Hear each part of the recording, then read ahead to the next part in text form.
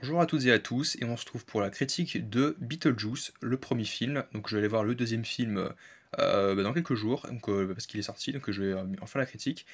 Le but de cette critique, ça va être très simple, c'est de ne pas répéter trois fois le nom du personnage. Voilà, on va essayer de jouer le jeu entre nous, et là c'est déjà une première fois, donc là on va essayer de le répéter deux fois de plus. Là on va essayer de trouver on va faire un peu comme le ni oui ni non, on va essayer de trouver à chaque fois un nouvel adjectif, un adjectif qualificatif ou un nom commun, un nom commun pour qualifier le fameux personnage et donc du film qu'on va revoir, qui est incarné par Michael Keaton, qui est comme pour Batman dans The Flash, donc est revenu il va revenir pour le deuxième film. Et du coup, je vais vous dire ce que j'en ai pensé du premier film qui est sorti en 1988, réalisé par Tim Burton. Alors, pour vous dire, c'était l'un des films qui m'avait le moins marqué avec Mars Attacks, parce que Mars Attacks, personnellement, je déteste, je trouve ça nul. Mais j'ai trouvé ça plutôt cool, j'étais sympa, je l'avais juste un petit peu oublié, il s'était effacé de ma mémoire, mais maintenant ça va, je m'en souviens un peu plus. Alors du coup l'histoire c'est vraiment très drôle. Oui, en gros c'est donc un couple, Adam et Barbara, qui vivent dans leur maison, qui se font tuer par un chien dans un accident. Voilà, donc, à cause d'un chien, ils meurent dans un accident de voiture, et malgré tout, ils rentrent dans leur maison à l'état de fantôme, et ils réalisent d'effroi qu'en fait ils sont revenus chez eux en fantôme, et que de ce fait, ils ne peuvent plus se manifester auprès des vivants. Genre ils peuvent leur faire coucou, on est là, coucou, ça ne marche pas, les vivants ne les voient pas. Et c'était très drôle ce gimmick qu'il y a. En plus, ça donne l'idée à des scènes plutôt marrantes. Qu'est-ce que je voulais dire d'autre? Du coup, suite à ça, dans le film, il y avait donc une autre famille qui s'était installée, et ils vont faire la connaissance, donc Adam et Barbara, qui vont faire la connaissance d'une petite fille, Lydia, je crois, Winona Ryder, qui avait joué dans Édouard aux mains d'argent, qui est mon préféré, voilà, qui joue dans d'autres films de Tim Burton, qui sera de retour, qui normalement jouera donc la mère de Jenna Ortega, qui aura grandi plus de 35 ans plus tard. Là, vu qu'il s'est passé 36 ans entre le premier et le deuxième, hein, il s'est passé 1988 et là on est à 2024. Il s'est quand même passé du temps pour les deux Beetlejuice. Voilà. Donc, mais je suis pas trop hypé, je pense que ça va pas trop. On verra si ça va me plaire, j'en attends rien, honnêtement, parce que je trouvais que c'était la suite, était parfaitement dispensable. Mais en gros, une nouvelle famille, va s'installer dans la maison, et du coup, tu as Adam et Barbara qui vont s'amuser à leur faire peur et aller chasser de leur maison. Et pour ça, ils vont finir par avoir recours à l'aide d'une crapule qui vit dans une sorte de purgatoire, effectivement, et qui a un malin plaisir donc à effrayer, à faire peur les résidents de la maison. Et effectivement, il ne s'agit ni autre que de Michael Keaton qui joue le rôle de ce fameux monstre aux cheveux verts, qui a son style à lui, qui est assez spécial, est-ce qu'il aura les mêmes gimmicks, le même jeu qu'il avait il y a 35 ans, 36 ans, parce que c'est de 88. Alors du coup, le film, en gros, je trouve que malgré le fait que l'histoire est plutôt cool, que les personnages sont plutôt réussis, que les acteurs jouent bien, Tim Burton à la réal, c'est sympathique, mais le truc c'est que il y a des effets qui ont plutôt qui font que le film a assez mal vieilli, je trouve. Et effectivement, il y a pas mal de séquences où parfois c'est devenu assez moche. Mais c'est l'époque qui veut ça, donc c'était la fin des années 80, donc après c'est une excuse sans en être vraiment une, parce qu'il y avait des films qui ont été mieux faits, mais c'est le style de Burton, donc il y a un peu des trucs qui ressemblent à de la stop motion. C'est ce qu'il a sûrement réitéré, donc que j'ai vu dans les bandes annonces dans le deuxième film, ce qu'on va voir.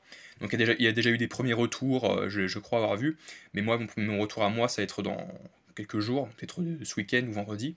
J'arrive voir le film dans les prochains jours. Et du coup, c'est vrai qu'il y a notamment le passage avec le serpent des sables. Typiquement, ça m'a fait tourner de l'œil. J'ai dit, oulala, c'est un peu mal vieilli tout ça. Mais sinon, il y a quand même des choses qui sont assez drôles, assez bien. Le délire avec l'espèce les morts qui doivent attendre longtemps et longtemps avant qu'on s'occupe d'eux, les fameux moments avec le manuel spécial où ils doivent apprendre comment effrayer les mortels, et finalement ça marche pas, et donc ils ont recours donc à cette espèce de créature qui vit dans une espèce de purgatoire, qui on doit prononcer son nom trois fois pour qu'il se manifeste, et du coup et c'est sûr, là, c'est quelque chose que j'avais pas forcément reconnu, à quel point le film ne m'a pas marqué, mais quand j'ai revu le film, la scène du dîner, je me suis dit, mais attends, mais j'ai déjà entendu ça quelque part. Parce que t'as un moment, tu vois, donc la femme, donc, qui est la belle-mère de Lydia, je crois, elle se met à chanter, et je m'étais en mode, mais ça me dit quelque chose, mais je sais pas quoi. Et après, d'un coup, je me suis dit, ah, mais oui, c'est ça, c'est la bande-annonce de Beetlejuice 2, deux fois. Voilà, attention, une troisième. C'est la bande-annonce du deuxième film, voilà, donc c'est la bande-annonce du deuxième film qui sort, qui arrivera donc en septembre 2024, effectivement. Et je me suis dit, ah, mais ça venait de là, d'accord, c'est donc une référence au premier film qui date. Et je me suis dit, mais je l'avais même pas reconnu. Pour moi, c'était un truc random qui existait, qui n'était pas créé pour le film, mais qui existait, hein, mais il y a tellement de choses que j'ai découvert dans le cinéma que j'ai finalement découvert plus tard sur des disques, sur YouTube ou Spotify ou autre chose. Et je me suis dit, ah, mais ça me dit tel film. Bref, sinon, ça c'était plutôt rigolo. Là où ils essaient donc de. Pas de. C'est pas un exorcisme, mais c'est une cérémonie où ils essayent d'invoquer la. Les morts, et donc vivre une expérience paranormale, c'était plutôt drôle. Et en gros, pour conclure, moi j'ai trouvé ça très. Bah en fait, ce film, il m'a pas spécialement marqué, c'est pas non plus un de mes préférés de Burton, mais en l'ayant revu, je trouvais ça sympa. Alors que au début, je me disais en mode, ouais, c'est pas spécialement. Ouais. Ok, il est marrant, le personnage, mais sans plus, quoi. Il m'avait pas spécialement marqué. Et le 2 bah, je pense qu'il y aura peut-être ce même effet, même si que j'ai trouvé que le premier était finalement sympathique en ayant un regard plus frais et plus neuf, après l'avoir revu des années après.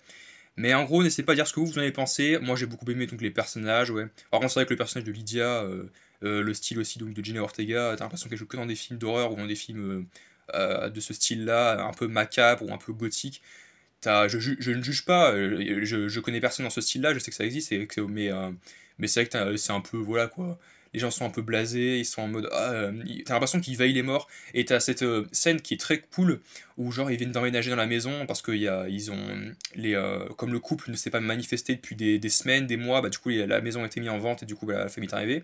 Et quand ils arrivent, quand ils dînent le soir, j'ai littéralement dit, mais il veille les morts, quoi. Au-delà de ça, les lumières sont même pas allumées, c'est uniquement allumé avec les bougies. Donc je me suis dit, mais il veille les morts, là, c'est quoi ça? C'est n'importe quoi. Et du coup, ce que je voulais dire, c'est que, bah, non, ce film était plutôt sympathique. J'ai passé un bon moment en l'ayant revu. Et ouais, je sais pas, c'est parce que quand j'étais petit, il m'a pas spécialement emballé. Mais bon, avec le recul, le film est plutôt bien, il est plutôt réussi. Bravo à Tim Burton. C'était un de ses premiers films, en même temps c'était à ses débuts. Et ouais, bon, on sait qu'il y a des choses, il y a beaucoup de choses qui ont été réutilisées plus tard dans ces films. Et ce style-là, je l'aime bien. Il y a beaucoup de blagues. Il y a aussi ce passage aussi à la toute fin qui m'a beaucoup fait rire. Là où, comment dire, il arrive directement en se changeant en serpent, et du coup il effraie tout le monde, il effraie donc la famille. Et tout ce bordel avec la maison, franchement, qui est plutôt sympa. Quand ils font les fantômes, ils sont ultra nuls. Et ce qui est drôle, c'est que, bah, franchement, il y a des séquences qui sont assez marrantes, là où ils essayent de faire les fantômes, mais ça marche pas du tout, ça tombe à plat. Personne ne les voit à part Lydia. Et ouais, j'ai plutôt bien apprécié ça. J'ai beaucoup bien apprécié ce délire où effectivement ils vivent une expérience paranormale, ils se disent mon Dieu, il y a des fantômes dans la maison est hantée par les anciens résidents. C'est plutôt sympathique. Voilà. Et Beetlejuice à la fin qui essaye de piquer le numéro dans la liste d'attente qui est longue mais impossible, aussi longue que le corps des milliers et des milliers de serpents comme ça. C'était plutôt rigolo. En tout cas, n'hésitez pas à dire ce que vous en avez pensé du premier film, et donc je vous donnerai mon retour pour le deuxième qui arrive, donc enfin que je vais aller voir. Et on se retrouve à très vite pour une nouvelle vidéo en ma compagnie.